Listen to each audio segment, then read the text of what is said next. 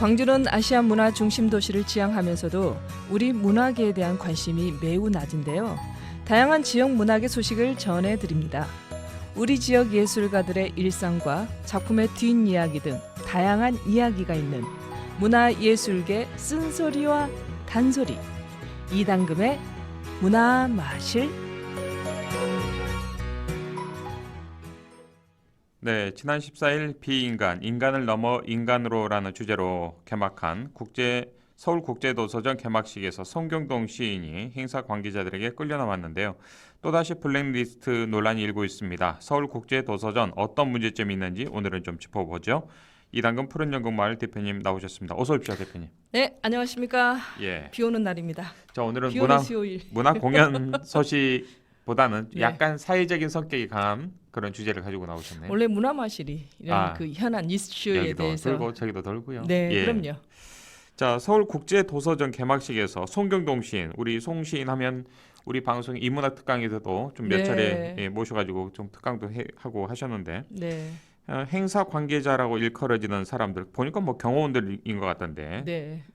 끌려 나온 뉴스를 보면서 참 의아스러웠습니다. 이거 뭐 어떤 영문입니까 이게? 국제 도서전이면 시인, 문인들이 당연히 그렇죠. 그곳에 글 들어가는 쓰시는 거. 분들이 당연히 가시는. 네, 그리고 그런. 출판업자들 그리고 그럼요. 독자들 예. 자유롭게 당연히 아주 들어가야 교양이 있고 되는데. 품이 있으신 분들. 네, 말씀하신 대로 송경동 씨는 사실은 사회적 참여 역할을 굉장히 그렇죠. 많이 하시거든요. 예. 사회적인 그 소외된 약자라든지 사회적 약자 앞에서 이제 예술가로서의 역할을 충분히 하고 계시는데 이번 국제도서전에서 끌려 나오는 뉴스를 보고 도대체 이게 뭐야라는 굉장히 의아하셨을 거예요. 예. 저 또한 의아했었는데 사실은 송경동 시인은 대한민국 시인으로서 뭐 신동엽 창작상이라든지 천상병 시문학상이라든지 유수한 그 문학상을 수상한 예. 그 명실공히 대한민국 시인이세요. 지금 유튜브 영상에 저희가 네. 자료 화면을 좀 띄우고 있는데 함께 봐주시면 좋겠습니다. 네, 그런데 이 시인이 끌려 나온다. 왜일까요? 사실은 이제 그 국제도서전에 홍보대사로 위임이 된 오정희 소설가 홍보도서 유척에 대해서 항의하면서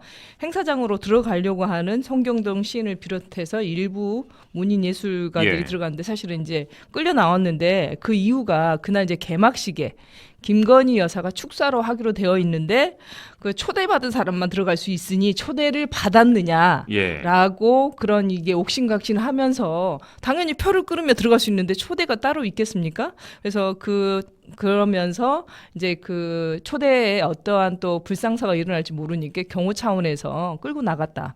근데 아주 억압스럽게 지금 끌고 나가는 모습이에요. 예. 그래서 이게 과연 인간을 넘어 인간으로라는 주제로 개막하는 서울국제도서전의 이 주제 하고 참 그 너무 무색할 정도이지 않을까요?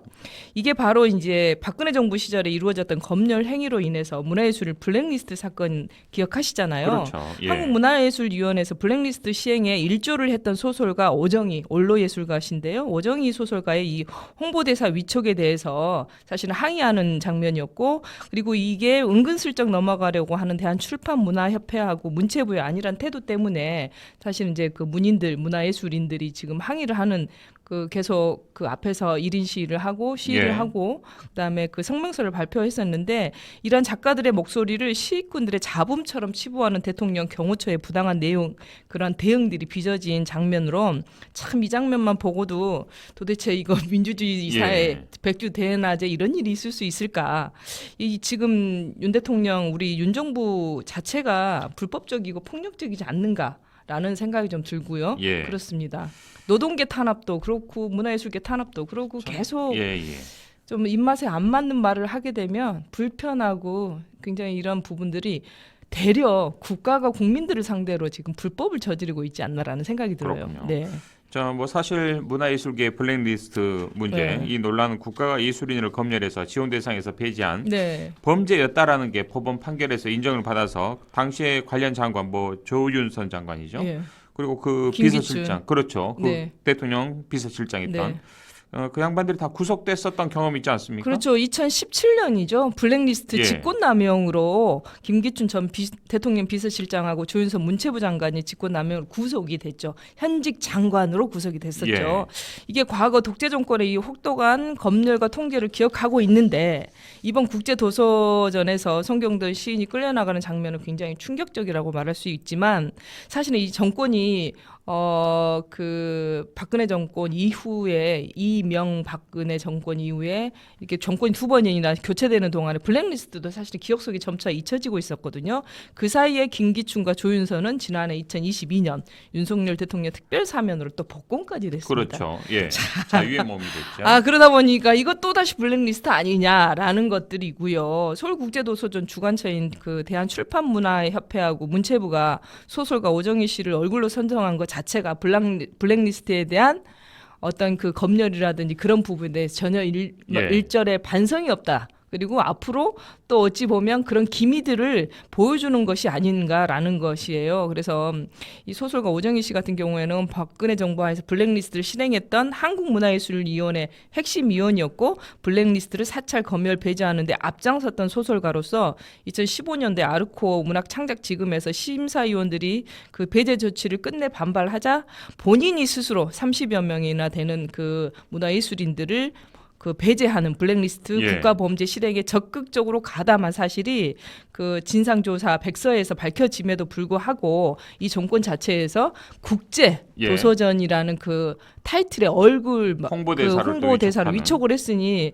이 문화예술인으로서 이분이 얼마나 문단에서 유명하신지는 전 모르겠습니다. 오정희 씨라는 이분이요. 아주 유명하시고 유명합니까? 굉장히 존경받는 무슨 작품이 분이시. 있습니까? 뭐 저는 이제 생각나는 예. 게 오정희 선생님의 새라는 작품이고 그렇군요. 이제 단편에 많은 그 소설가들이 롤 모델로 생각하는 굉장히 근데 존경받는 뭐 작품은 뭐 그렇다 돈 치더라도 네. 후배 문인들도 이런 식으로 좀 겁박하는 것은 좀 아닌 것 같습니다. 그러니까 예. 이제 그 최근에 여기 이제 같이 성명서 그리고 여기에 동참하는 예. 젊은 작가들이 오정희 선생의 글을 보고 작가가 되겠다라고 다짐을 했던 그런 사람들이 굉장히 굉장히 많은데 예. 글이 어떤 행동보다 앞서가고 그 글 자체가 가지고 있는 실행을 보여주지 않는 모습에 너무 부끄럽다라는 예. 이런 말들을 그 글을 쓰면서 그렇군요. 성명서에 쓰면서 참 부끄럽다라는 얘기를 하는데 우리 예술이 사실 시대를 끌고 가고 시대에 대해 억압돼 있는 그다음에 시대가 가지고 있는 아픔이라든지 사회적 약자에 대해서 앞장서야 함에도 불구하고 사실 그러지 못했던 부분들이 예. 있지 않습니까? 이제 이런 부분들에 대해서 후배 작가들 그리고 또 이제 관객 그 독자들이 굉장히 씁쓸함을 예. 그 생각할 수밖에 없는데 이게 또 블랙리스트라고 또 연관되어 있는 부분이기 때문에 아직 블랙리스트가 완전하게 다 정리가 되지 않은 상태거든요. 그렇죠. 그러면 당시의 책임자들은 다시 온대복구가 그러니까 되는 상황이에요. 가해자인 예. 입장에서 그 가해자가 다시 또 드러난다라는 것 자체는 알겠습니다. 피해자에 대한 어떤 보호 조치가 전혀 자, 이번 안 되는데 사태에 네. 대해서 지금 뭐 사과를 요구하고 있는데 전혀 뭐 묵묵부답인 거죠. 블랙리스트. 예. 그래서 또다시 블랙리스트다라고 하면서 재발 방지책을 내놓으라 하고 예. 이거 지금 대통령실이 개막식장에서 송경동 시인을 억지로 끌고 가 불법적으로 폭력적으로 끌고 간 거에 대해서 해명과 함께 사과 요구를 했거든요. 그리고 위법에 대해서도 그 조사를 해야 된다라고 하는데 사실은 어떻게 진행이 될지 참 네. 안타깝습니다. 자, 이 사전검열로 표현의 자유를 억압하는 일이 또 있었다고 네. 들었는데 인천 여성영화제 사전검열 내용 이게 어떤 내용인지 좀 이게 대략적으로 참 한번 이게 짚어주시죠. 도대체가 예. 민주주의 사이에서 참 어렵습니다. 올해로 19회째인 인천 여성영화제가